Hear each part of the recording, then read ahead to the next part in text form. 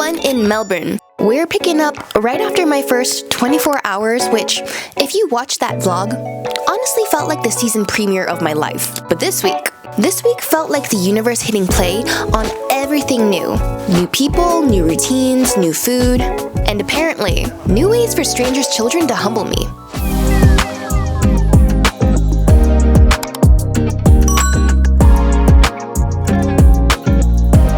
Day 2 started off strong, delivering desserts like some sort of Canadian dessert ambassador. We stopped by the Oakley Donut Company, and listen, I never thought that anything could touch Cardam's back in Vancouver. Rest in peace to that beautiful, beautiful establishment. But these donuts, the dough actually gave me Cardam's energy, and that's saying a lot. We arrived at Jason's friend's place, Linda and Rich, who were hosting a barbecue, and I immediately found myself prepping skewers with Linda, who I just met, and somehow went from "hi, nice meeting you" to deep conversations within the first hour. Like, what? Australians are so open, and I don't think that I was prepared for this level of friendliness, but it was so refreshing. Maybe making skewers should be on my list of ways to deeply connect with new friends. I also found out that she has a YouTube channel as well, so if you guys are into anything like snowboarding or surfing, you can go check her out. Shoutouts to Hodis was here. And their home, you guys, gorgeous. That back porch solarium alone had me mentally redesigning my entire future home. So, Linda and Rich, if you guys ever watch this, congratulations on your new home. It is stunning. Jason also made focaccia bread for the barbecue, and I'm really learning that acts of service is his love language. And then came the donut taste test, which was supposed to be wholesome, but apparently me eating a strawberry cheesecake donut is chaotic, according to Jason. Let's try donuts. I want to try this strawberry cheesecake. Do you want to split that one? I feel like it's too much for me to eat all of them. Someone did a great job cutting it, by the way. That's me! Oh my Crumbling. lord, everywhere. Not bad. What would you rate that one? Which was more cheesy? Excuse me? Yeah, I'm not getting any cheese actually. I don't know. Thanks, dude! Love how much you share with me. Which one's that one? I really like the Biscoff one.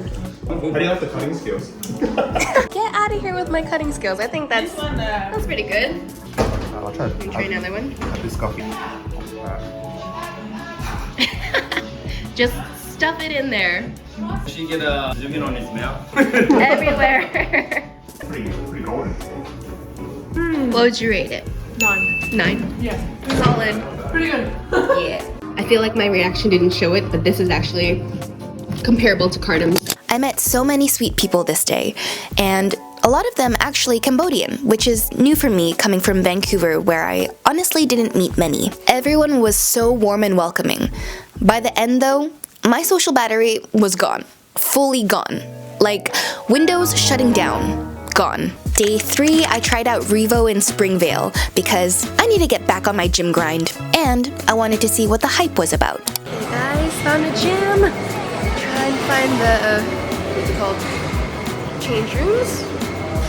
The gym was spacious, it had a lot of benches, and honestly, kinda gave me good life in Canada vibes. But affordable. Like, suspiciously affordable.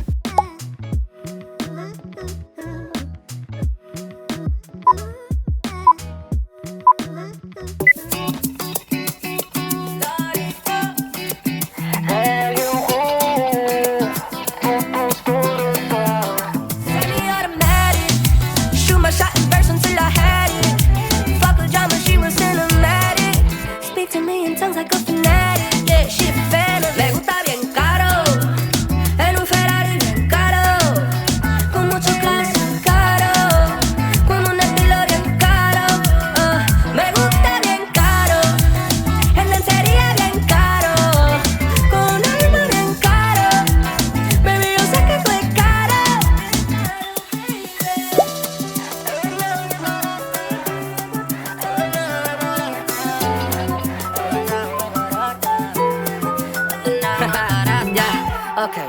Me dañaste todo de mi mente, soñando toda la noche de ti y tú solamente. Enamorado, eso se me dio, ay Dios. Perreando toda la noche en la pared. I just wanna feel you.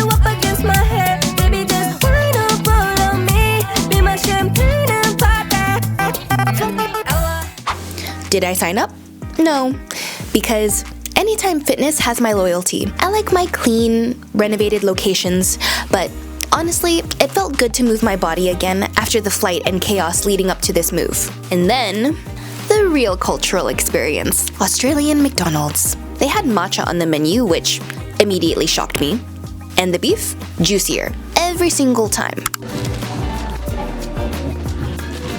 I thought it was going to be exactly the same, which, for the most part it is, but there is a slight difference in the taste and I can't pinpoint what it is. Maybe it's just that it's Australian beef. Still good nonetheless, and I'm so happy just to have purely protein. Honestly, I'm so fascinated by all the differences here, from the little things like the difference in the packaging of the salt and pepper to the way that you turn on lights here, and all of the lingo differences as well, so. And then, this little girl walked up to me and Jason and asked if he was my dad. My actual father. Jason, tell us what just happened moments ago with that little kid. Nothing happened. Okay, so Jason is my housemate, and we're in the McDonald's, and then this little girl comes up to us and says, "Hi." We say hi, and she goes, "Is that your dad?" I'm dead. She goes, "Is that your dad?" And I'm like, "No, it's my friend." I'm just dying laughing, oh my god. We're 4 years apart. 4. I don't know if kids these days are too honest or if I look 12. But either way, I'm humbled again. Day 4. Sunday was cancelled. I'm talking full sick day. I was supposed to go to a birthday party for a 1-year-old with Jason, but my body said no thanks and put me in a full coma nap. Jason let me sleep in and went without me, but he did take me out to McDonald's later to make sure that I was fed. And that's love. Day 5, Monday, started off at an Anytime Fitness location nearby, which immediately felt like home. It was clean, it was organized, and all the weights were in the correct places. A very rare and beautiful sight. The manager on site was actually really kind, and I asked about any potential job openings, but no luck, so the search continues. Then we headed to Chadstone, or Chadston, or Chatty, as they like to call it here, which apparently is the best shopping center in Melbourne. And you know what? I get it. It's like a futuristic airport and a luxury mall had a baby. We were there because Jason needed work clothes, so naturally, I took on the role of personal stylist / roaster.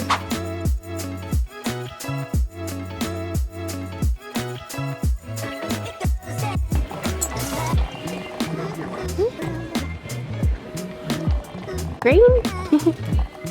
Good work. Yeah, I think you'd be super popular at work. You wore this. Yeah, with the man. Alright, Jason thinks that blue and green go together. I don't think so, but you guys let me know. I told him it doesn't match, but he seems to think differently.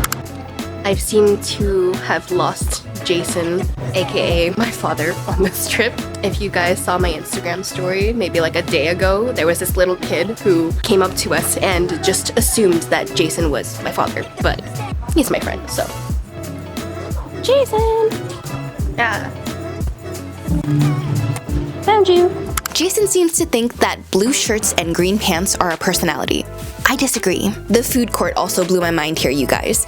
Every place had their own individual seating, kind of like a little mini cafe. And it was reminiscent of my time in Vietnam and Thailand, where they actually do something similar in their shopping centers too. Honestly, this place is so massive, so we ended up just trying to walk around and see everything that there was. Guys, I've lost my father yet again. But this Asian grocery store is kind of wild. It has like everything. Like maybe TNT? Actually no, not even comparable to TNT. It's just like it has like all these restaurants and bakehouses within the grocery store. I just feel like, wow, good. Maybe it's too early to say, but I really feel like Australia is just so much better in so many ways. I'm just mind blown with all of the little things. They even had this robot coffee machine, which I've only seen around a couple airports, mostly around Asia. Along with that, we found some Australian Wagyu. I did not buy, but I'm keen to try at some point. I did end up losing him a few times in the mall, and yes, I did use that lost my dad joke again, because when life hands you material, you use it. Then I tried to work at a cafe, but not for long, because here, I discovered that malls close at 5. Bruh. 5. Because here, they actually pay their workers more for working late and even early mornings. I'm sorry. Why does Canada not love us like this? Day 6 and sickness still holding on. But at least I got some editing done. And Jason even set up his monitor and gave me a mechanical keyboard, which I didn't know I needed until now. I get it. The obsession. The clickety-clackety. It's addictive. And then we head to the land of IKEA so that Jason can get ideas for our future apartment. Meanwhile, I'm out here testing mattresses like I'm Goldilocks. This one's too firm, this one's too soft.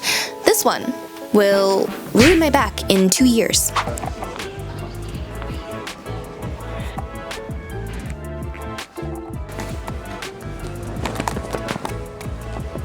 Do I get a single bed or do I get a double bed?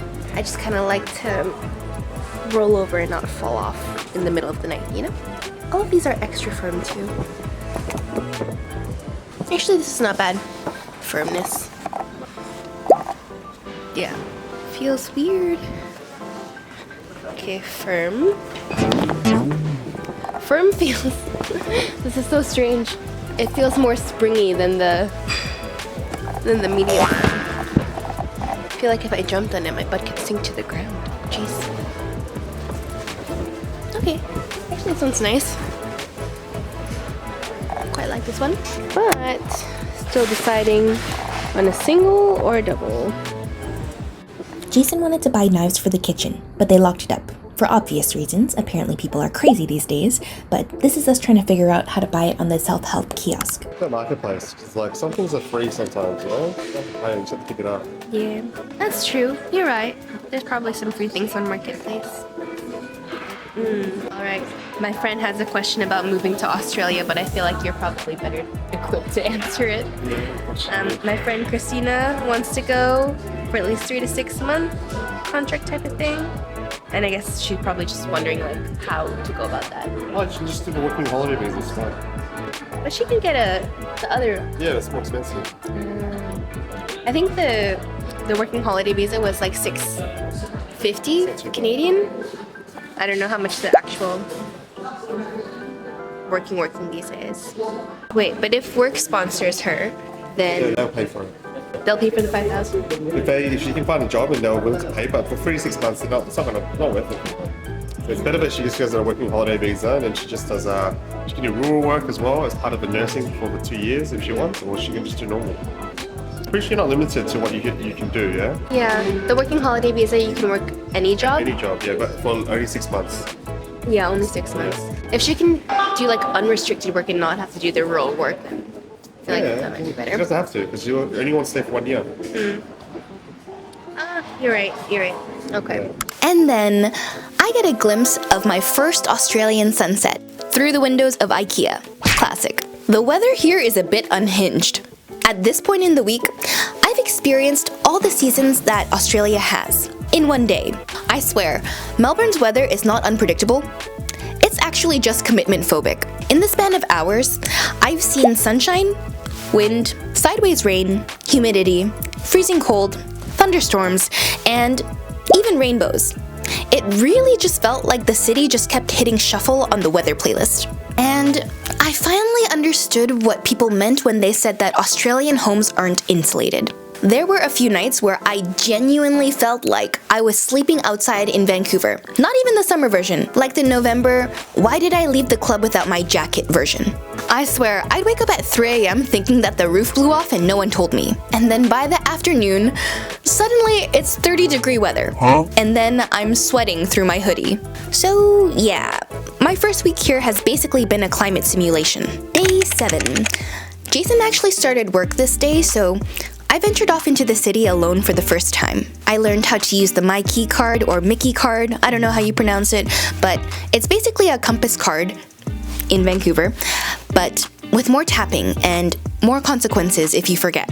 When I got off the train, I was convinced that I'd been dropped off in a shopping mall, which, spoiler alert, I was. The train station literally funnels you into the Emporium, which is the shopping center of the Central Business District, aka Melbourne's version of downtown.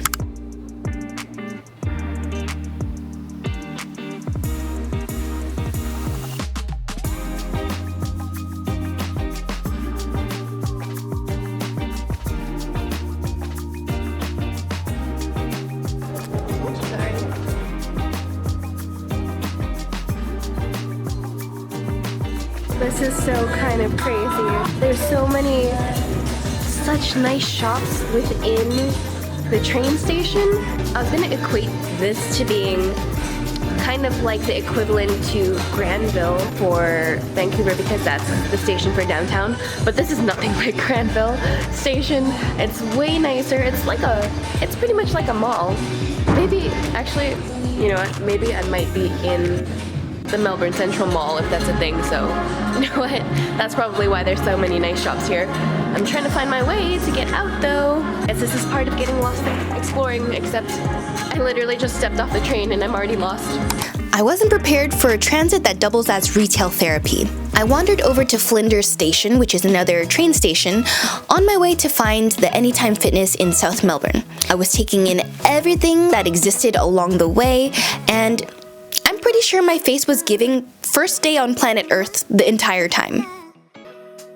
After my workout, I headed to the South Melbourne Market, which was about 5 minutes away, and calling it a market honestly feels misleading. This place was basically a small village under one roof. This place literally had everything. Cafes, restaurants, specialty delis, fruit stands, nail salons, brow bars, boutique shops, dessert stalls, gift stores, you name it. Imagine going to a market and leaving with the full grocery run and lemonaded brows. I opened this book to a random page, and it talked about getting lost. It reminded me that being lost isn't a mistake. It's how you discover yourself and all the things you have yet to know. In that moment, seeing a journal that said the best year felt like a sign that maybe this is exactly the start of mine. Markets in Vancouver are cute, but this is on a completely different level. And I know this place is known for the food. The bakeries, hot snacks, dumplings, pastries. The food scene in Melbourne is actually insane. But if you guys have been following me for a while, you guys will know that I like to stick to foods that helps me feel good, especially if I've been out of routine for a while. I know myself, okay? If I go off the rails when I'm already feeling a little bit sick or off balance, it's only gonna make me feel worse. But don't worry, I won't leave Melbourne without trying some of the good stuff here. I'll either make a dedicated video for it, or I'll just save it for a weekend that I feel a little flexible. This week was about settling in, not about spiraling into a pastry-induced coma. I took the tram for the first time, which is a streetcar on rails. Again, non-existent in Vancouver. And I went to the State Library. The infamous dome had me gasping. This place is stunning. I think that was the moment that Melbourne officially flirted with me. After wandering through a few exhibits, I grabbed a coffee and found a spot to work. This library is massive. It feels like it has 10 different personalities based on which room you walk into. There's the dome, which you've just seen. Bright, echoey, in the best way. There's the Redmond room, quiet, almost cozy even though it's huge. Little hallways full of old books, side rooms with displays and artifacts, a full gallery selection, a gift shop, and a cafe. You can literally choose your main character study location based on your mood. I actually ended up moving around a few times because everywhere I looked, something else caught my attention. And I don't know what it is, but something about being here just unlocked this creative version of me that I didn't realize that I was missing. Maybe it's the architecture, maybe it's the energy of everybody studying and creating, or maybe it's just the feeling of starting over. But I felt inspired, like I could finally breathe and build everything that I've been wanting to build. And that was my first week in Melbourne, officially full of stories that I'll probably be telling for years. I'm learning how to navigate a new city, new people, new routines, and honestly, I'm proud of myself. I've wanted this kind of reset for so long. If you've made it this far, bless your soul, because this video was basically me winging my days and somehow turning it into content. If you want more of this journey, or you just like watching me trying to figure out life on a new continent, feel free to subscribe. Zero pressure, but it does boost my day by 10%. Science said so. I know you want to add a little extra joy into my life. And hey, feel free to hit that like button while you're at it. Just a tiny little love tap, like this. And if you're already here for every single upload, then you're part of the unofficial, whatever we call this community. Jury's still out on that one. Anyways, thanks for hanging out with me, you guys. Love you, and I will see you in the next video.